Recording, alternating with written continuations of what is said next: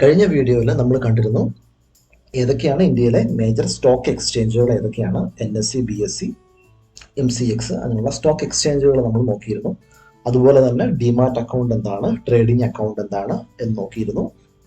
നിങ്ങൾ ആദ്യമായിട്ട് കാണുന്നവരാണെങ്കിൽ പഴയ വീഡിയോ നോക്കുക, അവിടെ നിങ്ങൾക്ക് ഇത് കിട്ടുന്നതായിരിക്കും. ഇന്ന് നമ്മൾ നോക്കുന്നത് എന്തുകൊണ്ടാണ് കമ്പനികൾ ഷെയർ ഇഷ്യൂ ചെയ്യുന്നത് എന്തിനാണ്. അതായത് കമ്പനികൾക്ക് രണ്ട് തരത്തിൽ പൈസ ഉണ്ടാക്കാനായിട്ട് സാധിക്കും. ഒന്ന്, നമുക്ക് ലോൺ എടുത്തുകൊണ്ട് അവർക്ക് അവരുടെ ഗ്രോത്തിന് വേണ്ടിയിട്ട് ഇൻവെസ്റ്റ് ചെയ്യാനായിട്ട് സാധിക്കും. അവർക്ക് പുതിയൊരു കെട്ടിടം പണിയണം, അല്ലെങ്കിൽ എന്തെങ്കിലും അസറ്റുകൾ, മെഷീൻസ് മേടിക്കണം, അല്ലെങ്കിൽ കൂടുതൽ ആളുകളെ റിക്രൂട്ട് ചെയ്യാൻ, ഇതെല്ലാം ഫണ്ട് ആവശ്യമുണ്ട്. അപ്പോൾ അത് അവർക്ക് ചെയ്യണമെങ്കിൽ നേരെ ബാങ്കിൽ പോയിട്ട് അവർക്ക് ലോൺ എടുക്കാവുന്നതാണ്. അതല്ലാണ്ട് അവർക്ക് ചെയ്യാവുന്ന വേറൊരു വഴിയാണ് നമുക്ക് ഷെയർ ഇഷ്യൂ ചെയ്യുക. അതായത് അവർക്ക് 100% അവരുടെ കയ്യിലുള്ള ഒരു കമ്പനി, അവർ ആ കമ്പനിയുടെ 20-30% പബ്ലിക്കിന് വേണ്ടി കൊടുക്കുന്നു.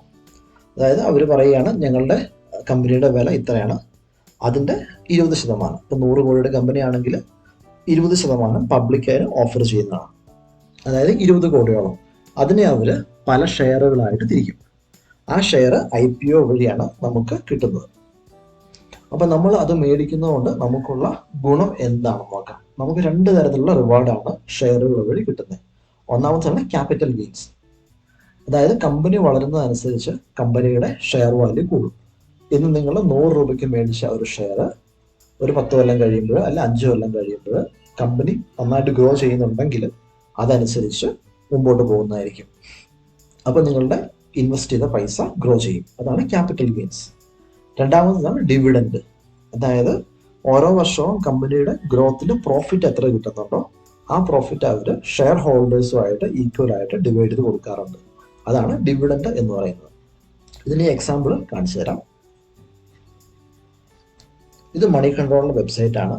ഇവിടെ ഈ വർഷം കമ്പനികൾ കൊടുക്കുന്ന ഡിവിഡൻഡുകളാണ് കാണിക്കുന്നത്. ഇപ്പൊ ഇവിടെ നോക്കിയാൽ നിങ്ങൾക്കറിയാം, റാൻഡം ആയിട്ട് ഒരു കമ്പനി എടുക്കാം, പിഡിലൈറ്റ്.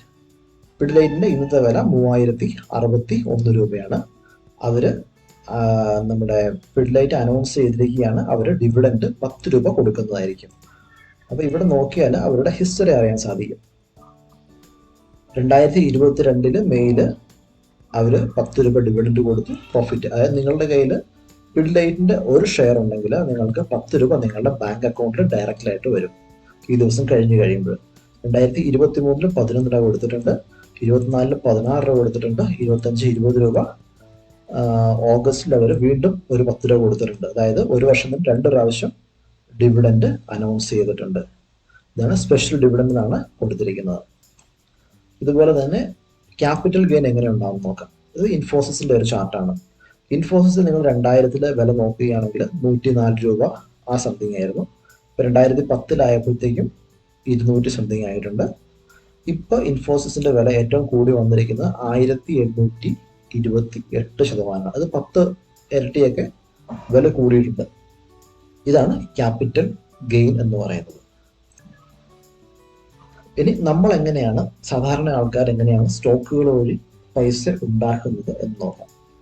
ഒന്ന്, നമ്മൾ കുറഞ്ഞ വിലയ്ക്ക് ഷെയർ മേടിക്കുന്നു, കൊടുക്കുന്നു. അത് നമ്മൾ ഇൻട്രാഡേയിലൊക്കെ ചെയ്യുന്ന പോലെ വില കുറയുന്ന സമയത്ത് മേടിക്കുന്നു, വില കൂടിക്കഴിയുമ്പോൾ നമ്മൾ കൊടുക്കുന്നു. അങ്ങനെ നമ്മുടെ ക്യാപിറ്റൽ ഇൻക്രീസ് ചെയ്യുന്നു. നമ്മൾ 1000 ഇൻവെസ്റ്റ് ചെയ്ത് കാണാം, വൈകുന്നേരം ആകുമ്പോൾ അല്ലെങ്കിൽ പിറ്റേ ദിവസം ആകുമ്പോൾ നമ്മുടെ ഷെയർ, നമ്മുടെ വാല്യൂസ് 1200 1300 ആവുന്നു. അടുത്തത് നമ്മൾ ലോങ് ടൈമിലേക്ക് വേണ്ടിയിട്ട് നമ്മൾ ഹോൾഡ് ചെയ്യുകയാണ്. ഇപ്പോൾ ഇൻഫോസിസിൽ ഞാൻ പറഞ്ഞതുപോലെ നിങ്ങൾ 10 കൊല്ലോ 20 കൊല്ലോ നിങ്ങൾ ഹോൾഡ് ചെയ്യുകയാണെങ്കിൽ നിങ്ങൾക്ക് ആ ഗ്രോത്ത് കിട്ടും. അതായത് കമ്പനി എത്ര ഗ്രോ ചെയ്യുന്നോ അതനുസരിച്ച് 100 രൂപയുടെ ഷെയർ 1000 രൂപ ആയതുപോലെ നിങ്ങൾക്ക് അതുപോലെ ആ ഗ്രോത്തിൽ ഒരു പാർട്ടാവാനായിട്ട് സാധിക്കും. അതുപോലെ തന്നെ ഡിവിഡൻഡുകൾ വർഷം നിങ്ങൾക്ക് ഇതിന് പുറമെ ആയിട്ട് 10 രൂപ വെച്ച് ഒരു ഷെയറിന് അല്ലെങ്കിൽ 20 രൂപ 30 രൂപ ഡിപ്പെൻഡിങ് ആണ് അവരുടെ പ്രോഫിറ്റ് അനുസരിച്ച് എല്ലാ വർഷവും നിങ്ങളുടെ ബാങ്ക് അക്കൗണ്ടിലേക്ക് ഡയറക്റ്റ് വരും. മൂന്നാമതാണ് ഷോർട്ട് ടൈം ട്രേഡിംഗ്. ഇപ്പൊ നമ്മൾ സ്വിംഗ് ട്രേഡിംഗ് ചെയ്യുന്ന പോലെ നമുക്ക് പാറ്റേൺസ് അല്ല ഇൻഡിക്കേറ്റർ വെച്ച് നമ്മൾ ഷോർട്ട് ടൈമിലേക്ക് ട്രേഡ് ചെയ്ത് നമ്മൾ പൈസ ഉണ്ടാക്കാനായിട്ട് സാധിക്കും. ഇനി സ്റ്റോക്ക് മാർക്കറ്റിനെ പറ്റിയുള്ള ഒരു 3 തെറ്റിദ്ധാരണകൾ പറഞ്ഞുതരാം. അത് നമ്മൾ ആദ്യം പറയുന്നതാണ്, അത് പ്യുവർ ഗാംബ്ലിംഗ് ആണ്. സാധാരണ ആൾക്കാരോട് നമ്മൾ ട്രേഡ് ചെയ്യുന്ന ആളാണെന്ന് പറഞ്ഞാൽ നിങ്ങൾ ഗാംബ്ലിംഗ് ആണ് ചെയ്യുന്നത്, ഇത് ചുമ്മാ ഒരു ഇതാണ് ചെയ്യുന്നത്, സംഭവം ഒറിജിനൽ സംഭവമല്ല എന്നൊക്കെ പറയും, അത് തെറ്റാണ്. അതുപോലെ തന്നെ നമുക്ക് ലക്ഷങ്ങൾ വേണം തുടങ്ങണമെങ്കിൽ, അങ്ങനെയൊന്നുമല്ല, നിങ്ങൾക്ക് 100 രൂപ ഇട്ടാലും സ്റ്റാർട്ട് ചെയ്യാനായിട്ട് സാധിക്കും. എക്സാമ്പിൾ പറയുകയാണെങ്കിൽ നമുക്ക് നേരെ നമ്മുടെ ഡിവിഡൻഡ് ഫയലിലേക്ക് പോയി കഴിഞ്ഞാൽ നിങ്ങൾക്ക് അവിടെ കാണാൻ സാധിക്കും.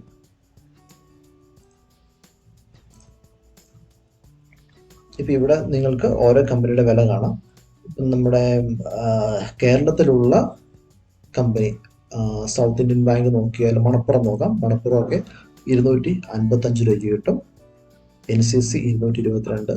നമ്മുടെ സൗത്ത് ഇന്ത്യൻ ബാങ്ക് ഒക്കെ ആണെങ്കിൽ 20 രൂപ 30 രൂപ പ്രൈസിൽ നമുക്ക് കിട്ടുന്നതായിരിക്കും. ഇതല്ലേ south Indian bank. South Indian ബാങ്കിൻ്റെ പ്രൈസ് 30 രൂപയാണ്. ഇപ്പം നിങ്ങൾ ഇവിടെ നോക്കിയാൽ ഡിവിഡൻ്റൊക്കെ അറിയാം. ഇത് കുറഞ്ഞ ഷെയർ ആയിട്ട് പോലും നമുക്ക് 40 പൈസ 25 പൈസ, അതായത് 30 രൂപ ഷെയറിന് അവരൊരു 40 പൈസയോളം, അത് 1% അവർ ഡിവിഡൻഡ് തരുന്നുണ്ട്. അതുപോലെ തന്നെ അടുത്ത ഒരു തെറ്റിദ്ധാരണയാണ് ഫിനാൻസ് എക്സ്പേർട്സ്, അത് നന്നായിട്ട് അറിയാവുന്ന ഒരാൾക്ക് മാത്രമാണ്, CA അങ്ങനെയുള്ള വലിയ CFAക്ക് മാത്രമാണ് നമുക്ക് ഇൻവെസ്റ്റ് ചെയ്യാൻ പറ്റുള്ളൂ, പഠിക്കാൻ പറ്റുള്ളൂ എന്ന്.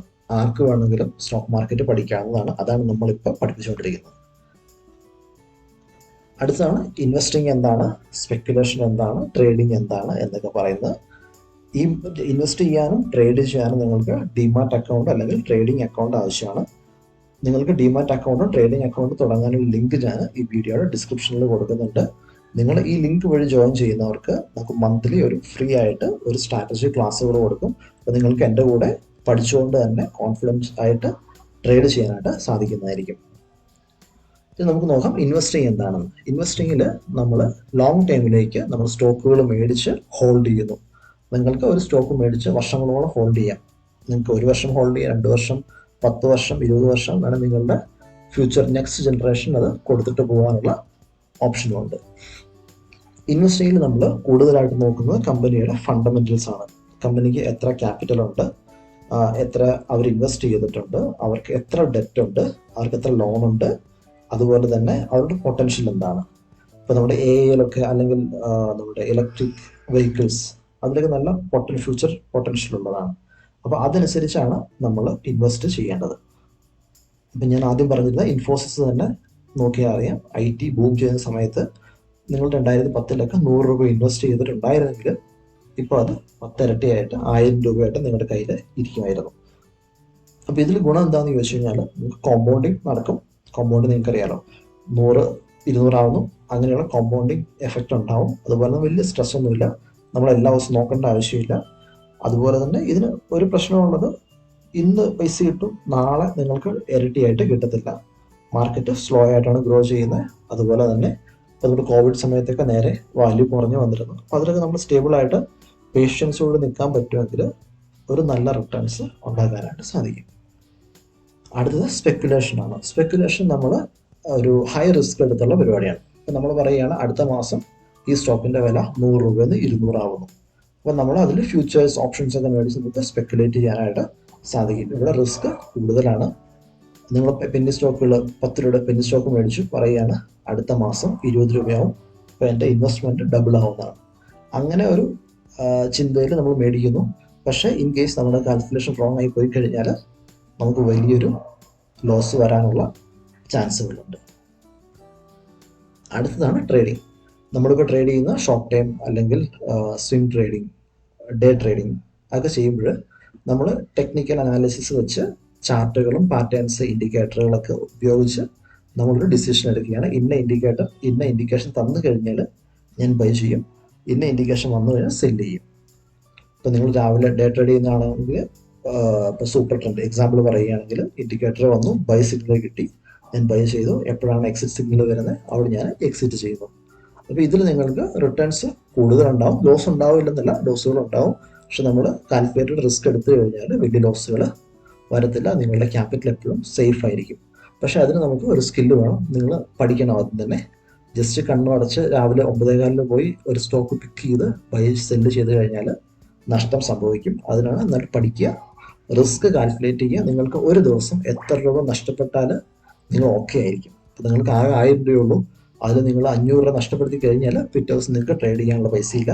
അപ്പോൾ അതുകൊണ്ട് നിങ്ങൾ 1000 രൂപ ഉണ്ടെങ്കിൽ ഒരു ദിവസം ഞാൻ 20 രൂപയെ നഷ്ടപ്പെടുത്തുകയുള്ളൂ എന്നുള്ള റിസ്ക് മാനേജ്മെൻറ്റുകൾ നടത്തി കഴിഞ്ഞാൽ നമുക്ക് എളുപ്പത്തിൽ പൈസ ഉണ്ടാക്കാനായിട്ട് സാധിക്കും. വലിയ നഷ്ടം വരാണ്ട് ലാഭത്തിലാവാനായിട്ട് സാധിക്കും. ഞാൻ സാധാരണ ചെയ്യുന്നത് നമുക്കൊരു എക്സൽ ഷീറ്റ് ഉണ്ട്. ഞാനത് അടുത്ത ക്ലാസ്സുകളിൽ ഞാൻ എക്സ്പ്ലെയിൻ ചെയ്യുന്നതായിരിക്കും എങ്ങനെയാണ് ഈ എക്സൽ ഷീറ്റ് റിസ്ക് മാനേജ്മെൻറ്റിന് വേണ്ടി ഉപയോഗിക്കാവുന്നത്. അപ്പോൾ നിങ്ങൾക്ക് അതിൽ അടിച്ചു കൊടുത്തു കഴിഞ്ഞാൽ എത്ര ഷെയർ മേടിക്കണം എന്നുള്ള ഡീറ്റെയിൽസ് കിട്ടും. അതൊക്കെ അടുത്ത ക്ലാസ്സുകളിൽ ഞാൻ എക്സ്പ്ലെയിൻ ചെയ്യുന്നതായിരിക്കും. അപ്പോൾ ഇത് നമ്മൾ പഠിച്ചു കഴിഞ്ഞാൽ നിങ്ങൾ ഏതാണ് ചൂസ് ചെയ്യുന്നത് ആദ്യം തീരുമാനിക്കുക. നിങ്ങൾ മാർക്കറ്റിലേക്ക് വരുമ്പോൾ നിങ്ങൾ എവിടെയാണ് പ്ലേസ് ചെയ്യാനായിട്ട് തീരുമാനിച്ചിരിക്കുന്നത്? ഇൻവെസ്റ്റ് ചെയ്യാനാണോ ട്രേഡ് ചെയ്യാനാണോ? എൻ്റെ അഭിപ്രായത്തിൽ ഞാൻ പറയാം രണ്ടും ചെയ്യണം. ഇൻവെസ്റ്റും ചെയ്യണം, ട്രേഡും ചെയ്യണം. ഇപ്പം നിങ്ങൾക്ക് സമയമുണ്ട്, സമാധാനമായിട്ട് പേഷ്യൻറ്റോടുകൂടി ഇരിക്കാൻ പറ്റുമെങ്കിൽ ഇൻവെസ്റ്റ് ചെയ്യുക. ശരിക്കും ചെയ്യണമെന്നാണ് ഞാൻ പറയുന്നത്. നിങ്ങളെല്ലാവരും ഇൻവെസ്റ്റ് ചെയ്യണം. ഫ്യൂച്ചറിന് വേണ്ടിയിട്ട് വർഷങ്ങളോളം ഇൻവെസ്റ്റ് ചെയ്ത് ഇരിക്കുന്ന നല്ലതാണ്. അടുത്തത് നിങ്ങൾക്ക് ട്രേഡ് ചെയ്യാവുന്നതാണ്. നിങ്ങൾ പഠിക്കാനായിട്ട് റെഡിയാണ്, വില്ലിങ് ആണ് എങ്കിൽ അത് നിങ്ങൾ എൻജോയ് ചെയ്യുന്നുണ്ട്, ചാർട്ടുകൾ റീഡ് ചെയ്യാൻ പറ്റുന്നുണ്ട്, ഇൻഡിക്കേറ്റേഴ്സ് യൂസ് ചെയ്യാൻ ഇഷ്ടമാണ് എങ്കിൽ ട്രേഡ് ചെയ്യുക. അടുത്തത് നിങ്ങൾ ഫ്യൂച്ചർ ആൻഡ് ഓപ്ഷൻസ് ചെയ്യുന്ന സ്പെക്കുലേഷൻസ് പരിപാടികളൊക്കെ നന്നായിട്ട് പഠിച്ചതിന് ശേഷം മാത്രം ചെയ്യണം. ഒരിക്കലും ബിഗിനേഴ്സ് നേരെ പോയി എടുക്കരുത്. എടുത്തു കഴിഞ്ഞാൽ നിങ്ങൾക്ക് ലോസ് വരാനുള്ള ചാൻസ് കൂടുതലാണ്. അപ്പോൾ ഇത്രയാണ് ഇന്നത്തെ ക്ലാസ്സിലുള്ളത്. അപ്പോൾ നിങ്ങളുടെ ഒരു ഫ്രണ്ടിന് ഇത് ഷെയർ ചെയ്ത് കൊടുക്കുക. ആദ്യമായിട്ട് കാണുന്നവരാണെങ്കിൽ സബ്സ്ക്രൈബ് ചെയ്യുക. അതുപോലെ തന്നെ നിങ്ങൾക്ക് ട്രേഡിംഗ് അക്കൗണ്ട് തുടങ്ങണമെന്ന് ആവശ്യമുള്ളവർ താഴത്തെ ലിങ്കിൽ ക്ലിക്ക് ചെയ്യുക. നിങ്ങൾക്ക് മന്ത്ലി ഒരു ഫ്രീ സ്ട്രാറ്റജി ക്ലാസ്സുകൾ കിട്ടുന്നതായിരിക്കും. അപ്പോൾ നമുക്ക് അടുത്ത ക്ലാസ്സുമായിട്ട് അടുത്ത ദിവസം കാണാം. Thank you.